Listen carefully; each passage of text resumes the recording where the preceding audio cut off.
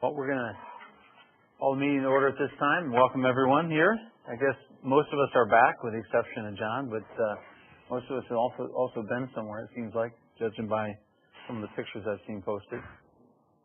And good to be here. Let's open in prayer.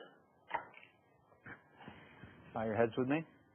Heavenly Father, we're grateful for the chance to gather tonight and to deliberate, be able to do the business of the township. I pray that we would do it to the best of our ability, Lord, that we'd have our minds on the betterment of others and promoting goodwill here within our resident and our communities, Lord.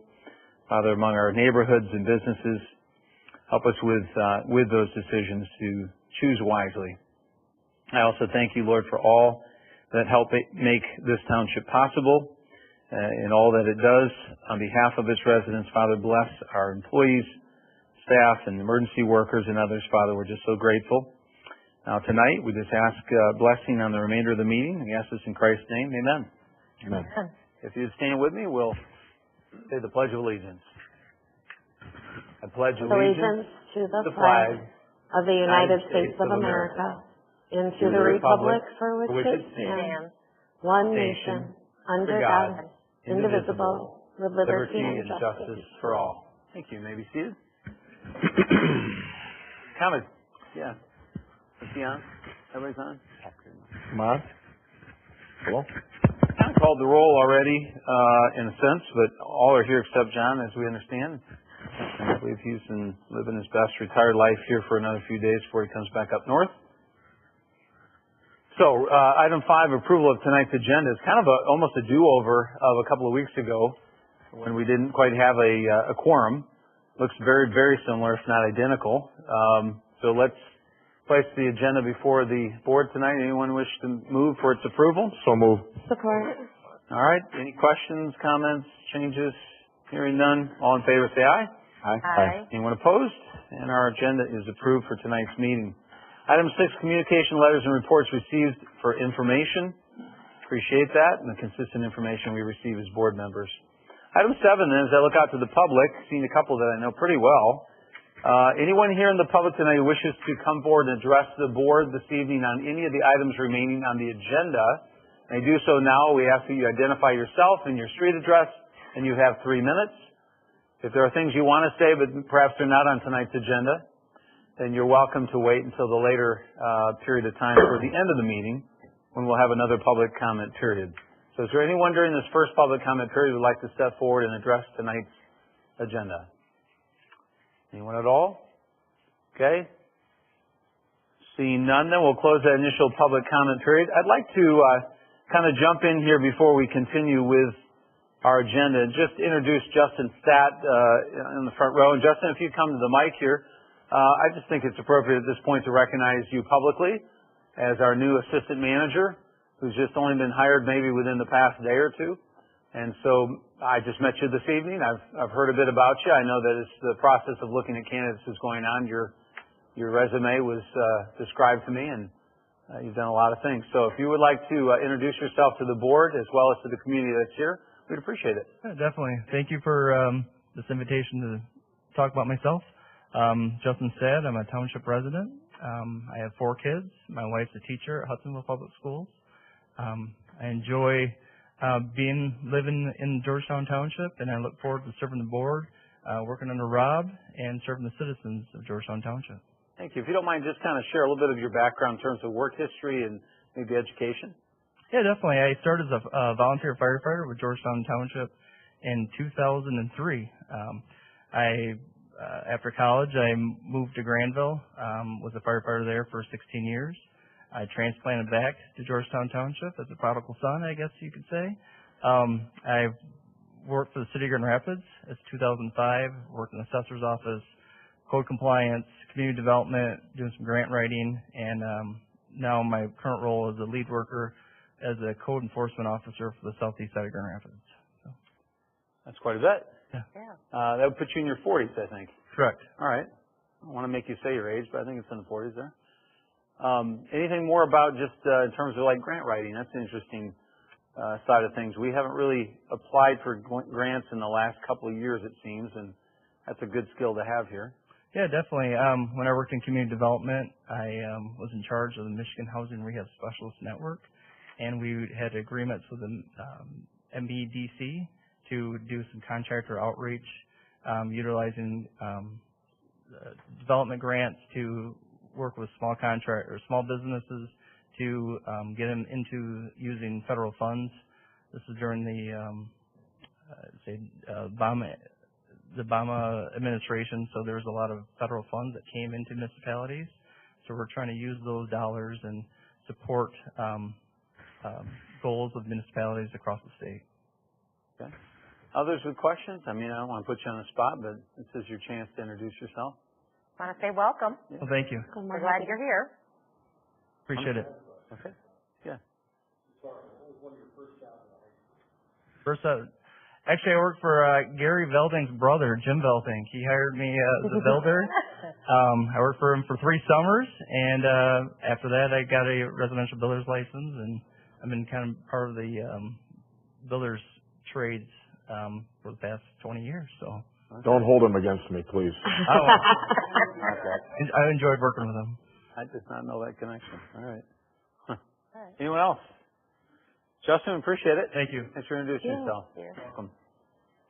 Okay, on with the agenda then. Item 8, consent agenda this evening. Is there a motion to approve tonight's consent agenda? So move. Support. Support. Okay, with a number of things in there. Anybody wish to remove any item from the consent agenda? Okay, hearing none. I did see we had the leases were re-upping with Victory Farms. I looked at that. They're very standard, at least from a legal perspective. I always look for the indemnification language, as I know Rob would as well as a trained lawyer. We just don't want to be responsible for anything we shouldn't be, and make a little bit of money off the land while it's sitting in its natural state. Okay, all in favor then of the motion before you to approve tonight's consent agenda, say aye. Aye. Anyone opposed? Hearing none, that passes. Item number 9, the second reading and adoption of ordinance number 2023-01, Michigan Vehicle Code and Uniform Traffic Code. Recall that we had the first reading probably 2 months ago.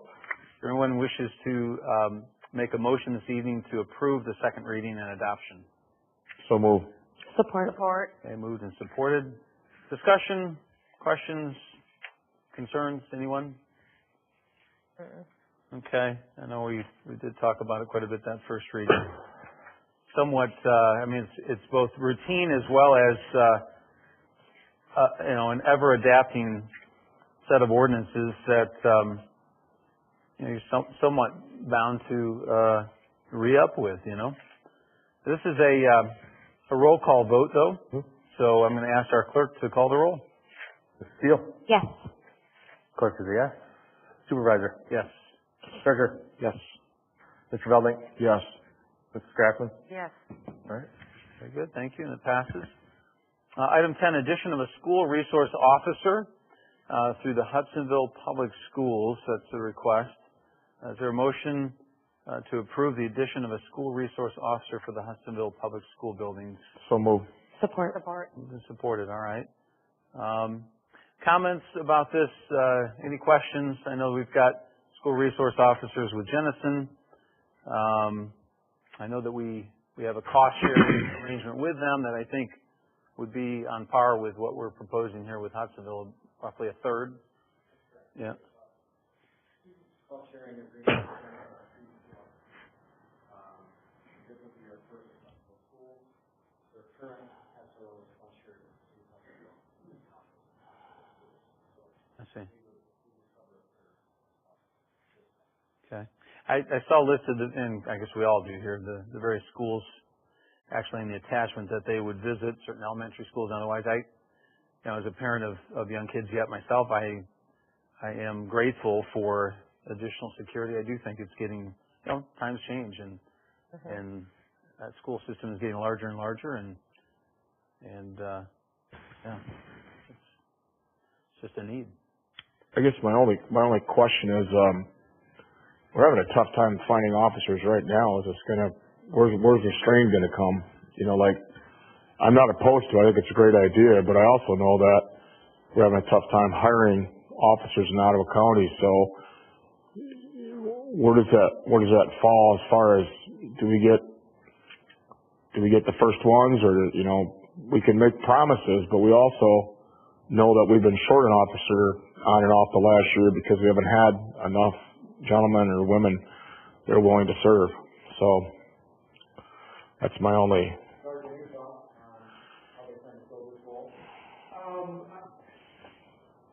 Specifically, I guess I can't, other than we're actually making really good progress in our hiring. In fact, tomorrow I'm actually going to the police academy at Grafton Community College to help with scenarios and things like that, just to help recruitment and things like that. So we're very, very proactive. In fact, we've cut our shortage of deputies down in the last several months. Oh, good. Our sheriff's office is actually making really good progress. Good. And I make that comment because I'm watching, you know, the national news, and I'm seeing a lot of areas where they have not supported their police department, and they are falling so far back. I'm not sure they're going to recover. You look at the city of Austin, Texas right now. They're only going to get that back probably through the National Guard. I do not want our township or our county to fall behind. I want us to be ahead of the game. And I want us to be able to support you guys, whatever we got to do. And that's why I only have a concern of whether we'll be able to recruit men and women to do this job. And I want a police force that's strong enough that everybody wants to come to this township and to this county to serve. I mean, that's got to be job one. Has the county had to change the pay structure and benefits and so on to attract more talent? Do you see that happening? Those things are all part of the bigger conversation across the country. Recruitment, but also retention is a big part of that process as well too. You know, not just bringing in officers, but how do we keep officers? And wanting to do a career that's challenging and difficult and under a lot of scrutiny. So that's all part of the conversation. You know, with contract negotiations, that complicates things with you know, yearly, not just yearly contracts, but contracts that are 2-3 years. You know, so that's all part of that process. But yeah, those are things that the county and our sheriff's office are discussing and looking at every single day. I guess I had 3 concerns. One was the same as Gary, as we've been down an officer.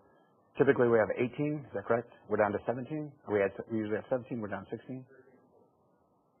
13. So we've been down one for a year and a half, and that was my concern is I would probably make an amendment that we would enter into that agreement once our missing spot that's been a year and a half is filled. Then I just wouldn't want to see that jump over.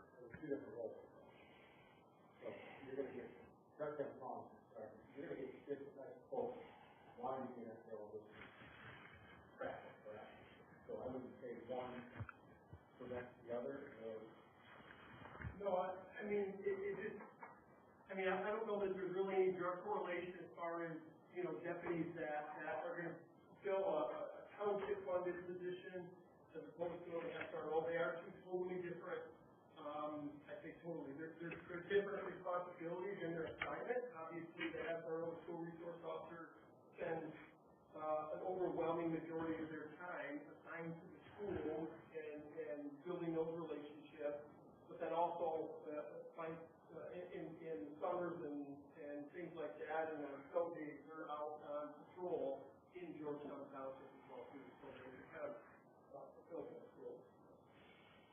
So our hope is to have them both fill, obviously. Yeah.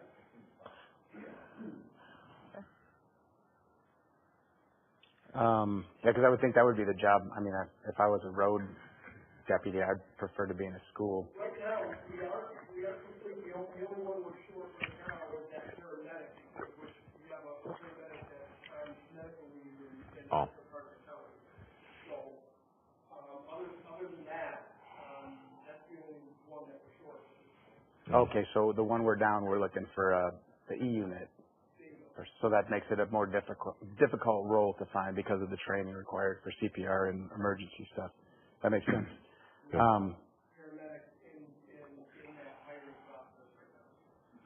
Yep. And my next one was, the Jenison one's pretty cut and dry. All of Jenison schools is in Georgetown. Hudsonville Public Schools is served by the city of Hudsonville, as well as Hudsonville, which is part of it's in Georgetown, but also Blendon sends their kids to Hudsonville. Jamestown sends their kids to Hudsonville. So I would almost look at it, I would like to know what's the breakdown of just roughly students from Blendon going Jenison, so maybe of the third that we would commit to, Jamestown could come in and say, well, a third of those kids that are going to Hudsonville are from Blendon, a third of the kids from Jamestown are going. So of the third that we would be paying solo, let's split that third, split it 3 ways between Jamestown and Blendon. Most of Riley would be Jamestown. Right, so that's what I'm just looking at, is just fairness. And along those same lines of the quote-unquote fairness is, I know there's not issues at Unity. They don't have any SROs. I believe we should offer them the equal amount to use as they see fit for security, whether that be cameras, locking doors, just because they are also in Georgetown, as well as Jenison Christian Schools. And if they want to use that for an officer, then that's an option too. And then what is... First point, Michael, this SRO will service Bauer Elementary, Georgetown Elementary, Baldwin Middle School, and Alder Elementary. Okay. We don't know what students based on living or school choice, but those are the buildings this SRO is serving. Yep. So I just think that if they're benefiting from it, so I don't see a reason why they couldn't help chip in on that third. I think a conversation that we had at services when Hudsonville superintendent was there is that their entire district right now has 1 school resource officer. And when I think about the size of Hudsonville's district, like to drive from one school to its furthest neighbor, it can take 30 minutes to get across Hudsonville.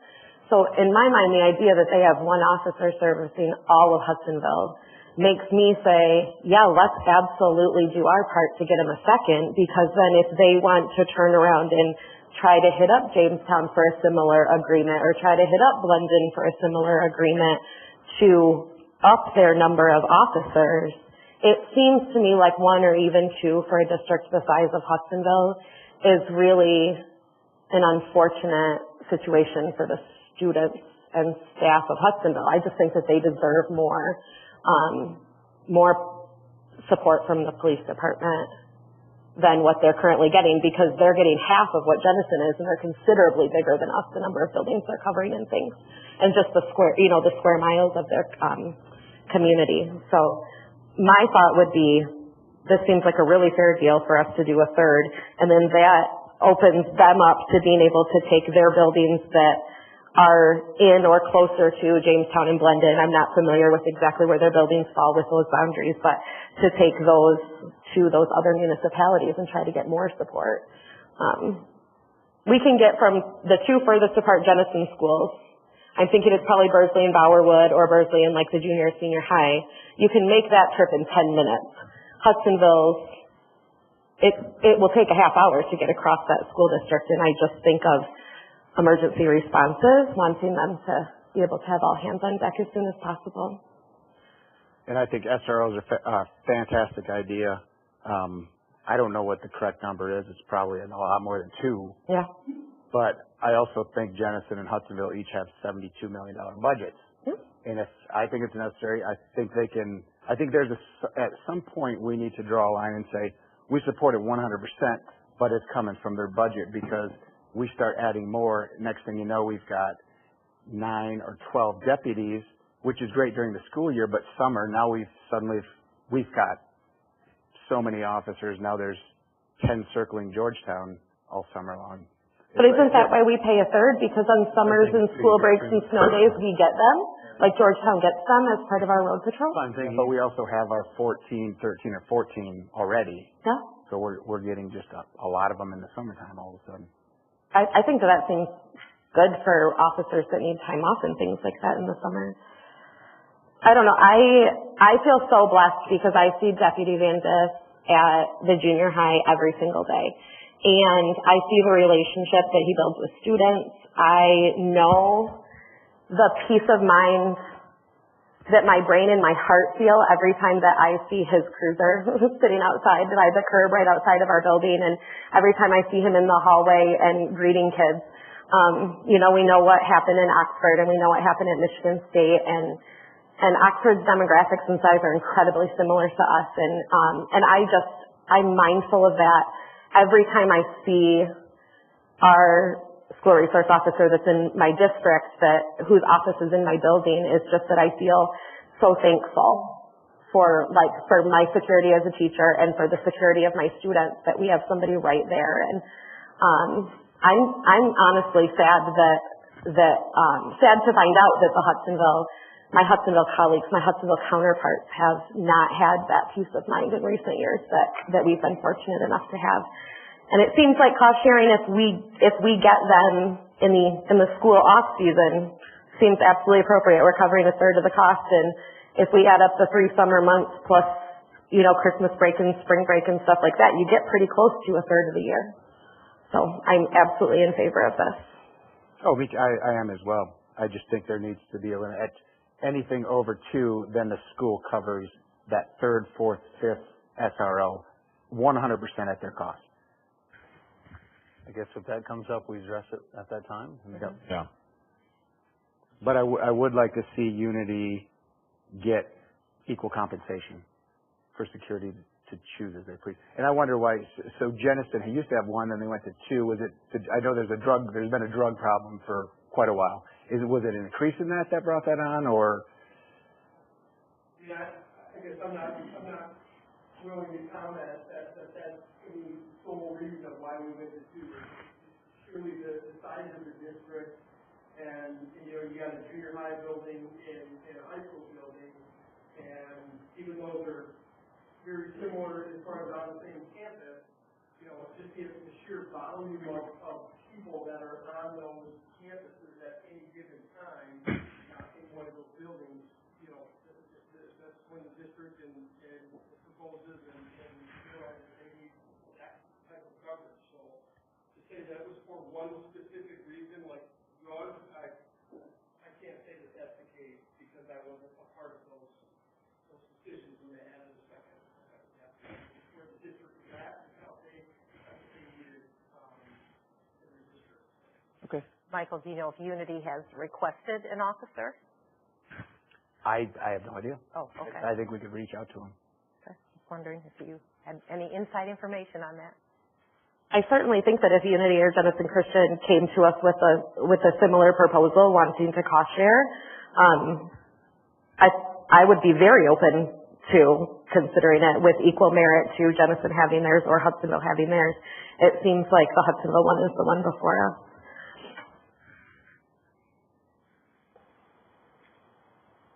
Any other comments, concerns?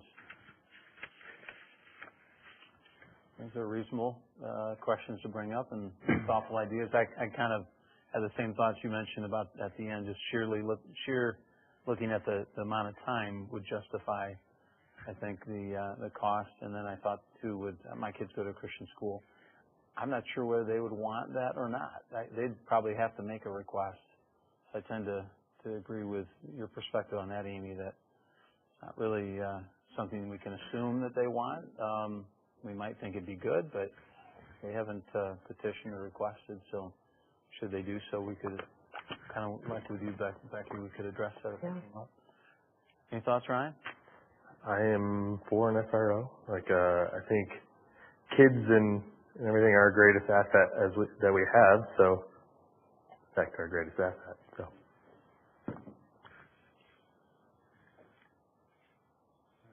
Protect your asset. That's what you're saying. Protect your assets. Okay. Yep. All right. Well, we've got a motion before you. Discussion, it sounds like, is wound down. At this point, you ready to vote? Okay. All in favor, say aye. Aye. Aye. Anyone opposed? All right. That is passed. Good discussion. 11, our fire department has asked for some new turnout gear, and we've received information about the boots, helmets, and pants, and so on, and also about the cost. So We have the chief, of course, here, as he always is, and let's begin, if we would, with a motion to place this before the board. I would make that motion. Support. All right, Michael moved and supported. Sound like maybe Becky or Amy, whichever you picked up first. And Chief, you always like to give us background information. Sure. So I've asked the assistant manager to give me a hand here tonight. In services, I chanted, try it on. So we might be putting you to work real quick. So we got 3 different sets of equipment. One is helmets. The second is bunker boots, and then obviously the third is the bunker coat and the bunker pants.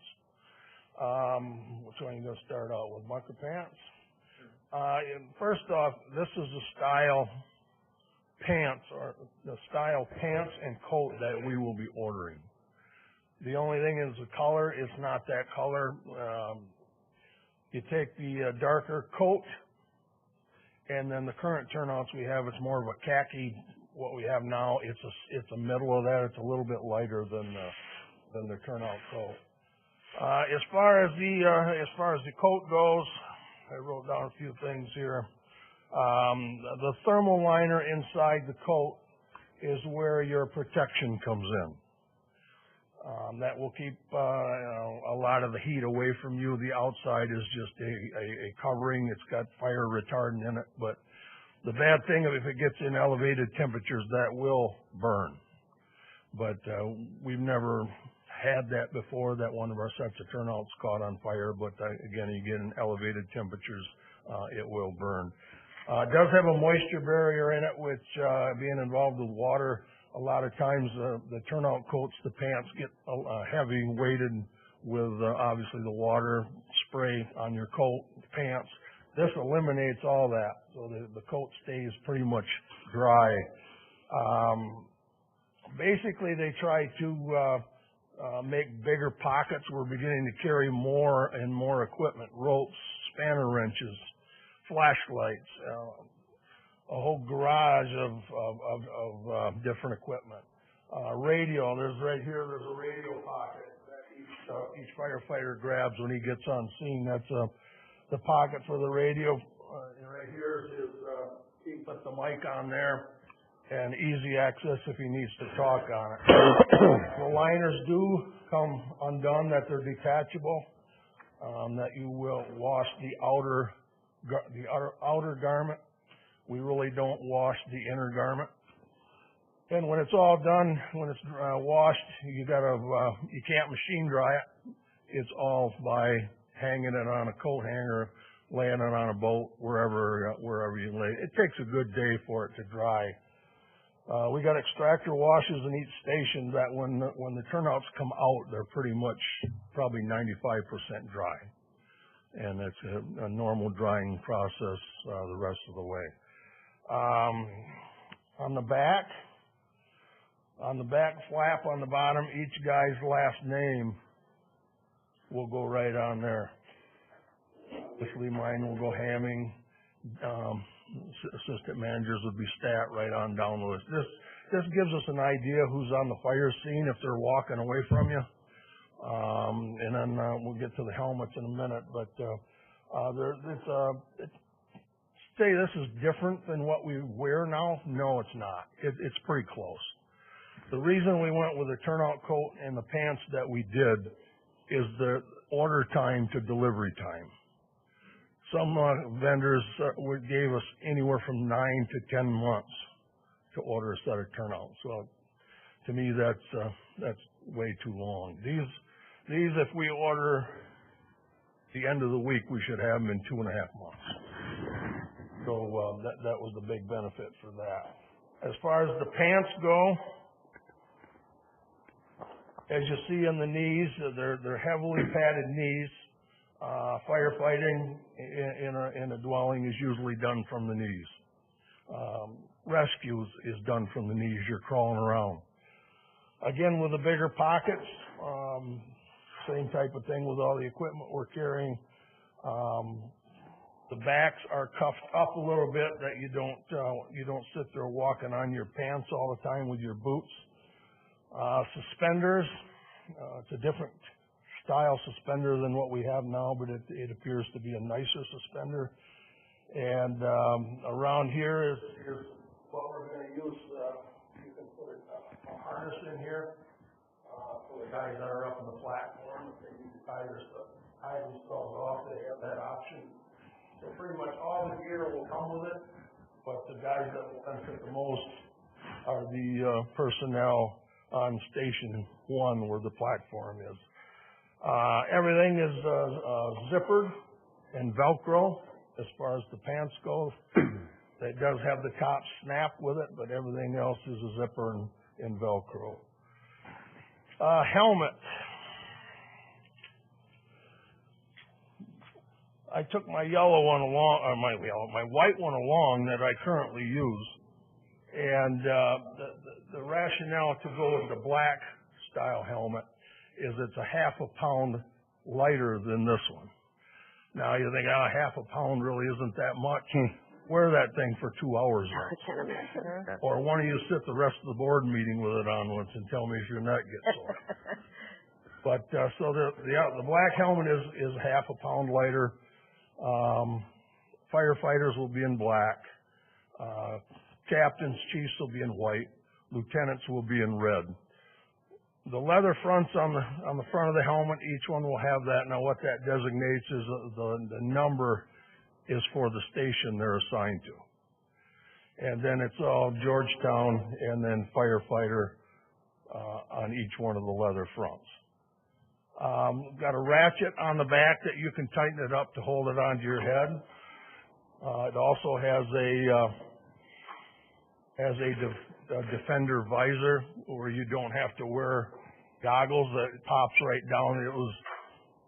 This was originated in the Air Force, that they copied their flight helmets, and they work very well. That's really it for the helmets. Boots. These boots, the Globe boots, are the current boots that we have. They're the nicest boots on the market. The vendors that we had in displaying their product, the one question they would ask is, what do you use for boots? And we'd look at them and say, we use Globe. And they would say, oh, you've got the best boots. So these boots you can wear all day long and your feet don't get tired. The only difference in the boots we'll be getting is that ice grip that's on the bottom. These do not have that. Now, utilizing the ice grip, I talked to a deputy chief today who have the ice grip feature, and he said the last few days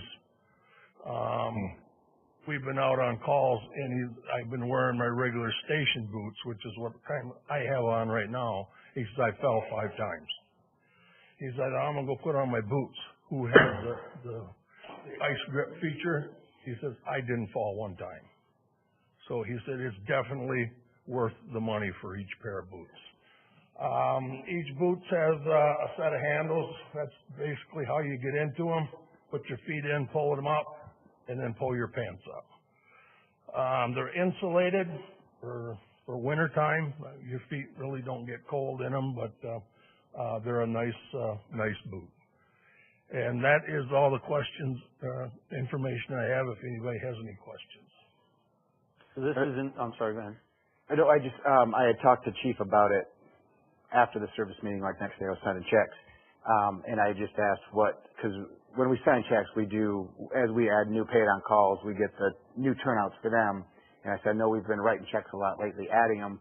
What do we do with the old ones? And actually, those will become the second line equipment for if it's being washed and drying still, they'll have another backup set to go with. So, but I forgot to ask what's our oldest set of those? Pardon? Our oldest set of the current turnouts, are any of those aged out where? Yeah, there's quite a few of them that are aged out. So will those need to be replaced with a second set of? The ones that are aged out we'll just get rid of, where the ones that are not aged out, like Michael said, we'll rotate those into each station. We'll have quite a few sets of turnouts. We stress on a fire, if you're inside and you get smoke turnouts, they have to be washed.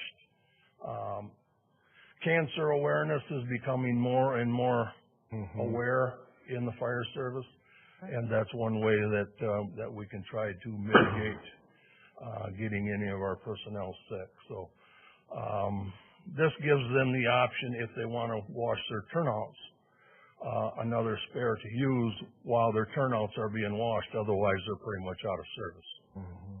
And you can wear those boots in the summer too, fine. Yeah, the boots are good summer. Summer and winter. Summer and winter. Okay. Yeah. Yep. Yeah. Anyone else? Thank you for your time. I hate to use the term no-brainer when it comes to government spending, but this is a no-brainer when it comes to safety. And I just want to say, Justin, you are a good Vanna impersonator. You did great. You could always do a gig on the side with showing everything. That was awesome. I imagine you've had to put them on a few times.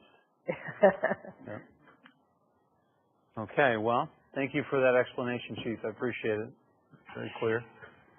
Any comments, further questions among the board? Motions before you. All in favor, say aye. Aye. Anyone opposed? And the motion is carried. Item 12, second public comment period for our public again tonight. This is the one I alluded to before, that if you wish to step forward, address the board on any topic whatsoever, you've got 3 minutes to do so. We're always glad to hear what's on your mind. And even if we're not, we'll act like we are. Anyone at all, okay? Yes, sir. Name and address, and you've got 3 minutes. Hi, my name is Ryan. I'm down on, where am I? Down in Baldwin, in front of the ball fields. Anyway, Okay, welcome. I just saw those. Those are cool. Those are really cool. I did have one quick question, and I don't know if I work in a lab, so I know that the glasses get scratched really easily. I was just curious if can they be replaced easily? The drop-down glasses? Yeah, that visor. That is so cool. I just wanted to say that, and I just wanted to introduce myself to you. It's a good question, though. Welcome, Ryan. Yeah. Anyway. And still a half-pound lighter, even with the built-in glasses. That's something. Welcome, Ryan. Anyone else? No one else. All right, seeing no one, we will close the second public comment period. Item 13 is now for those of us among the board here to discuss, share any general information with one another. Anyone have anything on your mind? I know it's been a little while since we've been together. I did have a question. I was going to ask it during the turnout agenda item, but it wasn't germane to the motion. But so fire related, with the Palestine incident, do we still use foam for firefighting? Periodically we use foam. We have a structure fire where we get it knocked down, we want to go home. We will always put a thin layer of foam over the whole thing. Okay. Because then that was the other thing. I think we talked about it in the past about training everybody, paid on calls to deal with electric vehicle fires with batteries. I heard some of the protocol is to if the car's on fire, they bring a dumpster, they drop the car in the dumpster and just let it burn because water accelerates it or doesn't put it out or something. I think in April we got a training coming with battery operated cars. But it's a new adventure, I guess is the best way to put it. Sure. That should be very interesting. All right. So one of the things that was on my mind is always in the past we would have a goal-setting session in March or thereabouts. And this past March we didn't do so. I think we had a reason for that, and I can't recall exactly. I guess we just had Kirsten come on board, and maybe we delayed when she was getting acclimated. I'm not sure, but we ended up meeting, I believe it was in July, if I'm not mistaken, pretty close to the time we did the budget. I'm not going to ask for show of hands or support, but I may bring up, say in the next meeting or one of these future meetings, that we consider the goal-setting session for the year being made a little sooner than we did last year, kind of bringing it closer to being in line with before. I believe the rationale when Dan would lead us in that exercise was that we would have adequate time before the budget to perhaps align some of the priorities so that it might be factored into the budget. July just seemed a bit late in the game for that, so just planting a seed. Yeah, and I think and maybe we want to kind of limit how many goals are submitted per, because part of it is we haven't even finished our list from last one. Yeah. So it's kind of, we're going to start to get the overlap, and we've had that in past years where goals were just dropped off, never accomplished, and then moved on to the next goal setting, and then it just kind of disappears. So maybe a update list of where we're at on goals. I was always appreciative, and this is Justin, a comment for your benefit, but Rod would at least in the committee I was on here with finance, and Dan too, would bring forward, these are the goals for your committee, or that would have been assigned to your committee. These have been accomplished so far, these have not. So at least they did that, and we kind of used it as a checklist. And you're right, we didn't always get to some of them, and they might either fall off or be renewed. But I guess we could talk about that in a session. Whether we want to limit and make more reasonable the amount of goals. Actually, 2 years ago, we had maybe too few, you might say. There was really not a lot of consensus on much in the way of goals 2 years ago. So it may vary, year to year. I'll be honest, part of the reason I think about it is, our terms end the end of next year. And if you're thinking about things that, boy, I really think this might be an important idea for the township of one reason or another, you start thinking, okay, I'd like to see that be tested and see if it's got the support of the board and perhaps with enough time to see it yet potentially come to fruition before, next election cycle. But as I say, we're not setting a date and time tonight. I'm planting the seed that July seems a little bit late, and we got to move it back a little closer to what we've done in the past. Maybe May will be good, maybe that's the time to shoot for. Any other thoughts on the board? Did road bids come back? I was just going to ask that. They did? Not yet? Okay. Rod had thought maybe February, but he didn't know exactly when I talked to him last, so I was just curious where numbers came. Okay. Anyone else? All right. Hearing none, is there a motion to adjourn? So moved. Support. Favor say aye. Aye. We are adjourned.